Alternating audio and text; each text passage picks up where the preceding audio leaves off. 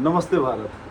मैं आप लोगों से उम्मीद करता हूं कि आप लोग मेरे इस वीडियो को देखेंगे अंत तक, क्योंकि मैं आपके ही उत्तर प्रदेश के गोरखपुर मंडल के देवरिया शहर का निवासी हूं और उम्मीद करता हूं कि मैं शहीद सैनिकों के सम्मान में अगर किसी यात्रा पे निकला हूं तो इस यात्रा के बारे में आप जानने की कोशिश करेंगे और अपने यूपी के होने के नाते, अपने देवरिया के होने के नाते, अपने भारत का होने के नाते आप मुझे सब्सक्राइब भी करेंगे। मैं एक थिएटर आर्टिस्ट हूँ और एक लेखक हूँ। मुझे यूट्यूब पे आने का कोई शौक़ नहीं था, यूट्यूब बनाने का कोई शौक़ नहीं था, लेकिन इस समय यूट्यूब पे आया हूँ और यूट्यूब को इसलिए बनाया हूँ कि मेरे जर्नी के बारे में आपको पता चले, फर्स्ट थिंग। सेकेंड थिंग कि I have no any back support, तो मुझे आपके सब्सक्राइब और आपके व्यू के माध्यम से कुछ यूट्यूब से अर्निंग हो, जिसके बदौलत मैं और भी दुनिया घूम सकूं और दुनिया को बहुत बारीकी से आप लोगों के समक्ष रख सकूं। इसीलिए मैं अभी आपके सामने उपस्थित हुआ हूं। काफ़ी दिनों से एक यूट्यूब चैनल पे वीडियोस बना के छोटे छोटे डाल रहा हूं, लेकिन मैं शायद कैपेबल नहीं हूं, या हो सकता है कि मैं एक यूट्यूबर नहीं हूं, या अच्छा कर नहीं पाता हूं, इस वजह से शायद मुझे लोग न करते हों। खैर, उसका कोई इशू नहीं है। मैं चाहता हूँ कि मेरी वीडियो को आप सब देखें और पूरी दुनिया देखे और समझे कि कैसे और क्या हुआ था। चलिए, आज मैं आपको अपने लाइफ की छोटी छोटी कहानियाँ बताऊँगा। मुझे याद है 12 साल का था तो मुझे फ़िल्म में जाने का बहुत शौक़ था और मैं पहली बार घर से भागा था बाहर। ट्रेन में बैठा था, लेकिन टीटी ने टिकट पूछा और दोबारा मुझे वापस ला के जीआरपी सेंटर में छोड़ दिया गया और वहाँ से फिर मुझे घर पे आना पड़ा। दूसरी बार मैंने बॉक्सिंग करी है, रेसलिंग करी है, रनिंग करा है और अच्छे अच्छे मेधावी लोगों के साथ जिन्होंने नेशनल लेवल पे खेला भी है, नेशनल लेवल पे अपना परफॉर्मेंस दिया है। लेकिन मैं किसी का नाम नहीं लूँगा क्योंकि अभी मैं कुछ हूँ नहीं और शायद क्लेम पड़ जाए तो मैं फंस जाऊँगा। That's why I am not telling anyone या अबाउट एनीबॉडी।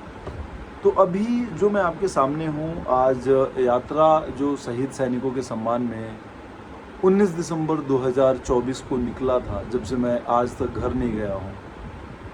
इस यात्रा के बारे में बात करेंगे।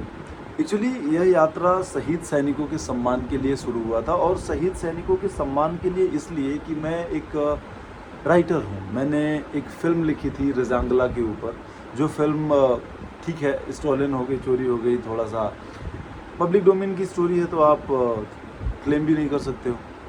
वो फ़िल्म आ गई और फिर ये मेरा मोटो बदल गया कि मैं फ़िल्म बना पाऊँगा। तो इसलिए यात्रा की सारे सामान को तो मैं ख़रीद चुका था और अपने पैसे पे ख़रीदा था। तो इसकी वजह से मैं फिर इस यात्रा को रोका नहीं और लेके निकल गया। फ़िल्म जाने के बाद बहुत सारी चीज़ें बेहतर हो गई, क्योंकि फ़िल्म न बनने की वजह से जो मोटो था वो नहीं चेंज हुआ कि मुझे भारत घूमना है, शहीद सैनिकों के बारे में बात करनी है। लेकिन उसी दौरान जब कुछ शहीद परिवारों से मिला, उनकी समस्याओं को जाना, तो मुझे समझ में आया कि यार अभिषेक, लाइफ का जो कॉज होता है ना, या भगवान जो करता है वो बहुत बेहतरी के लिए करता है।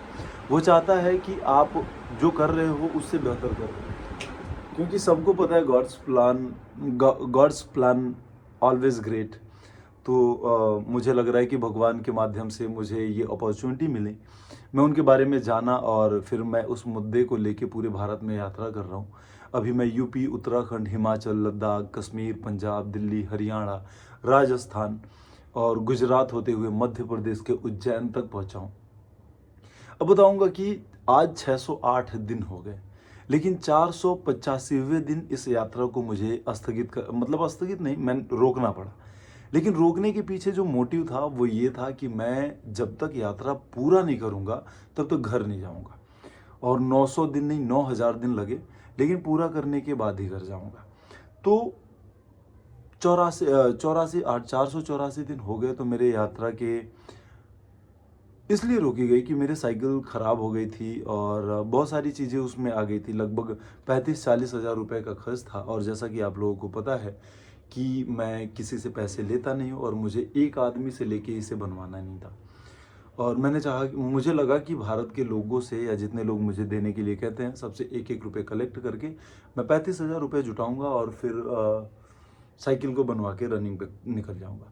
लेकिन एक एक रुपये वाला कोई ट्रिक काम नहीं किया और बहुत लोगों ने मदद नहीं की। बहुत जुटा तो 11 या 1200 रुपये जुटे। फिर फाइनली मुझे अभी 1 महीने पहले मुँह खोलना पड़ा। तो एक भैया हैं, उनका वो कहते हैं कि मेरा नाम मत लिया करो, तो मैं उनका नाम नहीं लूँगा।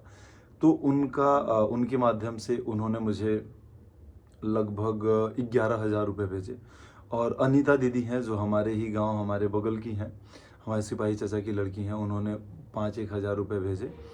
तो 16,000 रुपये हो गए, तो जिसमें मेरा एक चक्का और बाकी सामान आ गया। एक चक्के की और तैयारी चल रही है, ठीक है। इसी में अब मैं जब वापस जाने वाला था तो स्टूडेंट छात्रों का प्रोटेस्ट शुरू हो गया 20 जून से शायद। अब एक भारतीय होने के नाते और शहीद सैनिकों के लिए करने के नाते मुझे लगा कि मुझे इस क्रांतिकारी आंदोलन में भाग लेना चाहिए। तो मैं वहाँ भी भाग लिया और हंगर स्ट्राइक पे रहा। वो बात अलग थी कि सीजेपी के जो फाउंडर रहे अभिजीत दीप के, इन लोगों का एक अलग मोटिव था अपने पार्टी को हाईलाइट करना। लेकिन इन्होंने जो काम किया है काफ़ी बेहतर किया है। लेकिन उसमें जो खामियां हैं उसे तो पहली बार में सब इंसान से खामियां होती हैं। और प्रोटेस्ट ख़त्म हो गया, मैं दिल्ली से जाने के लिए सोच रहा था। तब तक यार लाइफ में जो घटनाएं होती हैं ना वो होती ही रहती हैं। ये हुआ कि मेरी एक स्टोरी थी, उस पे एक भाई साहब ने कहा कि हम इस पे फिल्म बनाएंगे। और मुझे लगा कि लाइफ में 15 साल मैंने थिएटर में दे दिए और सारी चीज़ें फिल्म के लिए ही किया, प्रोड्यूसर के पीछे ही भागा। और इस यात्रा का जो शुरुआत मैंने सोचा था फिल्म के लिए ही सोचा था। वो बात अलग थी कि मैं अगर शहीद सैनिकों के ऊपर उस फिल्म को बनाता तो फिल्म की सारी कमाई उन शहीद सैनिकों के परिवार में डोनेट कर देता। मुझे पैसे बचाने नहीं थे, मुझे बस अपना लागत चाहिए था, जो लग रहा है वो वापस मिल जाए और बाकी जितना प्रॉफिट होता सब उनके परिवार में जाता। खैर वो भगवान को मंजूर नहीं था।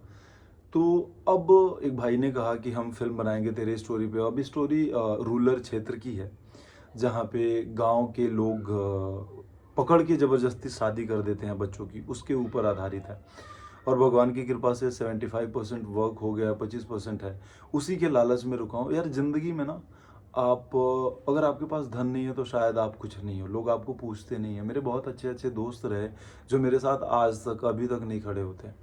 जो नए हैं वो हैं और वो भी कुछ दिन बाद चले जाते हैं जब उनको रियलाइज़ होता है कि अभिषेक के पास कुछ नहीं है। तो इसलिए ज़रूरी है लाइफ में पैसे कमाने, जिम्मेदारियों से आप भाग नहीं सकते हो। और जो दूसरा मतलब है कि ज़िंदगी के लिए अगर 15 साल आप किसी चीज़ पे गंवाते हो ना, तो आपका एक बार एक फ़र्ज़ बनता है, आपकी किस्मत बनती है और एक मूल्य बनता है कि आप उस काम को एक बार छोटा सा काम तो कर ही लो, ताकि एक बेनिफिट हो जाए, आपको ये पछतावा ना रहे कि आपने काम नहीं किया उस पे। इसके लिए मैं इस काम को तवज्जो दे रहा हूँ और कर रहा हूँ। लेकिन प्रण है कि जब तक यात्रा समाप्त नहीं होगी तब तक घर नहीं जाऊँगा। और इस फ़िल्म को करने के बाद मैं यात्रा जब तक पूरा नहीं होगा तब तक फ़िल्म नहीं करूँगा। और यात्रा को भी कहीं न कहीं एक हाइलाइटेड मिलेगा अगर मैं इस फ़िल्म को बनाता हूँ, क्योंकि फ़िल्म में उस शहीद सैनिकों के बारे में ज़िक्र किया गया है और उस फ़िल्म में मेरी यात्रा के बारे में भी ज़िक्र किया गया है। उस फ़िल्म के माध्यम से मेरा एक बेस बन जाएगा, बैकग्राउंड बन जाएगा। और उसके बाद जब मैं कहीं जाऊँगा और जब मैं अपना इंट्रोडक्शन दूँगा कि I am Abhishek, I am from UP and I am doing across world longest cycle ride for 47,000 kilometre, 900 kilometre continuous. और I have completed my theatre, I have completed my acting diploma, I have completed many year experience in theatre, and I have completed my two film, one film of like acting and associate writing, and second film of based on my writing my story and true event based। तो ये है, film में भी बहुत आपको मज़ा आने वाला है। फिल्म का नाम है लापता दूल्हा। और मुझे हाइलाइटेड थोड़ी सी चीज़ें मिलेंगी ना तो मेरी चीज़ें बहुत बेहतर हो जाएंगी। अगर आप चाहो तो मैं आपको बताऊंगा कि यह यात्रा क्यों है, इस यात्रा का मुख्य उद्देश्य क्या है। मुझे बस सोशल ग्राउंड नहीं मिल रहा है और आप लोगों का सपोर्ट ऑब्वियसली नहीं मिल रहा है। अगर आप लोगों का सपोर्ट मिले ना तो संपूर्ण भारत में मेरे इस उद्देश्य को लोग पढ़ेंगे, लोग जानेंगे, लोग जुड़ेंगे और भारत सरकार में इस मुद्दों को माना जाएगा। अब आपके माध्यम से मैं बस ये बताना चाहता हूँ कि इस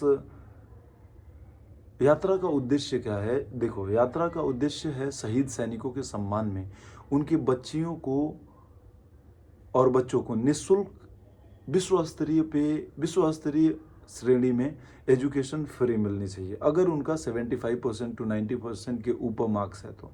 क्योंकि यार कम मार्क्स न पढ़ने वाले बच्चे सरकार के पैसे को लेके गलत उपयोग करें, ये भी अच्छी बात नहीं है ना, क्योंकि सरकार का पैसा नहीं है, वो हमारा ही पैसा है। तो हमारे बच्चे अगर पढ़ने वाले हैं तो ब्रिलियंट बने, आगे अगर इंडिया में नहीं पढ़ पा रहे हैं तो विदेश में जाएं, अच्छी पढ़ाई करें, सरकार उनको मुफ्त पढ़ाए। दूसरा है ये है कि शहीद सैनिकों के सम्मान में जिस योद्धा की बेटी है जो जाके बॉर्डर पे हमारे लिए शहीद हो गए हैं, उनकी बच्चियों की शादी में राज्य सरकार और केंद्र सरकार द्वारा मिलकर संयुक्त रूप से 20 लाख रुपए का वहन कराया जाए। इतना तो हम कर ही सकते हैं ना, कि अगर किसी की बेटी है, अच्छे घर में शादी हो जाए तो उसके ऊपर ये बेस तो नहीं रहेगा कि मामा कर देंगे शादी, चाचा कर देंगे शादी, और चाचा मामा कोई नहीं करता है। दूसरे की बेटी ही होती है, बस सामाजिक जिम्मेदारी होती है, जिसके बदौलत लोग कहते हैं कि चलो यार बांध देते हैं, कर देते हैं, किसी खूटे बांध देते हैं। यार हमारे देश के एक वीर योद्धा की बेटी है, ऐसे कैसे किसी भी खूटे बांध दोगे?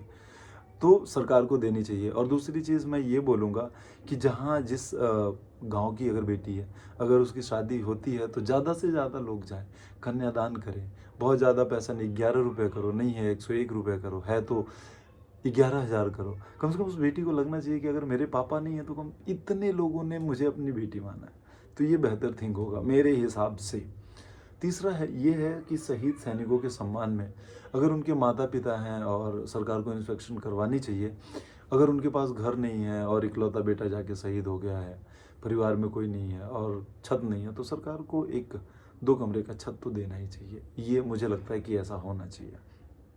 अच्छा, चौथा ये है शहीद सैनिकों के सम्मान में आपने देखा होगा बैंक में जो भी कर्मी हैं, भूतपूर्व सैनिक होते हैं, जो गार्ड बन के होते हैं, तो मैं लोगों से बस ये कहना चाहता हूँ कि अगर आप जा रहे हो और वहाँ पे कोई गार्ड है तो वो कोई नॉर्मल ऑर्डिनरी गार्ड नहीं होता है। आपको उन्हें जय हिंद बोलना चाहिए, प्राउड फील कराना चाहिए, क्योंकि उनके बदौलत आपके माता पिता जिंदा रहे और जिनके बदौलत आप यहाँ पे उपस्थित हो और आज़ादी से हो, तो उन्हें गिल्ट फील ना हो कि वो एक गार्ड की नौकरी कर रहा है। उसके बाद ये है, मुझे ये लगता है कि जो रिटायर्ड सैनिक और रिटायर्ड फौजी है, इनके लिए एक कार्ड बनना चाहिए जिनके बदौलत इन्हें ट्रेन में सफ़र और वीआईपी पास ईजिली मिल जाए और थोड़ा सा लोगों द्वारा रिस्पेक्ट भी मिले। तो ऐसी ही 4-5 चीज़ें हैं और जिसको लेके मैं चल रहा हूँ। तो यार मुझे लगता है ना कि अगर आप लोग सपोर्ट कर दोगे, आप लोग साथ दे दोगे, तो मैं सरकार के सामने जाके एक हक के साथ इस मुद्दे पे काम करवा लूँगा। और आपको साथ कैसे देना है, बस आप एक मिस कॉल करो 9170751524 पे, या व्हाट्सएप पे लिखो कि I am with you and I M stand with you you when, मतलब सॉरी इंग्लिश तो गड़बड़ ही है, हिंदी में बता देता हूँ। मैं आपके साथ खड़ा हूँ, आप जो भी कर रहे हो अभिषेक, मैं आपके साथ कदम से कदम मिलाकर चलूँगा। दूसरा ये कि अगर आप इंस्टाग्राम चलाते हो तो साइकिल रांडा CYCLERANDA साइकिल रांडा नाम के अकाउंट पे जाइए और वहाँ पे नीचे एक लिंक होगा, प्रोफाइल में आर्मी ओपन लिंक लिखा होगा, उसे ओपन कीजिए और उस फॉर्म को भरिए, जहाँ पे आपका वोट आ जाएगा। बहुत शर्मिंदगी महसूस होती है कि हमारे भारत में 142 करोड़ जो जनता है और 250 या 286 वोटिंग मुझे मिली है। तो ये शर्मिंदगी की बात है। हम आपके लिए, अपने लिए या देश के अदर पीपल के सेफ्टी के लिए कर रहे हैं ये चीज़ें, और सेना के लिए कर रहा हूँ। तो इतना तो बनता है। अगर आप लोगों को लगे तो साथ जुड़िए और साथ आगे बढ़िए।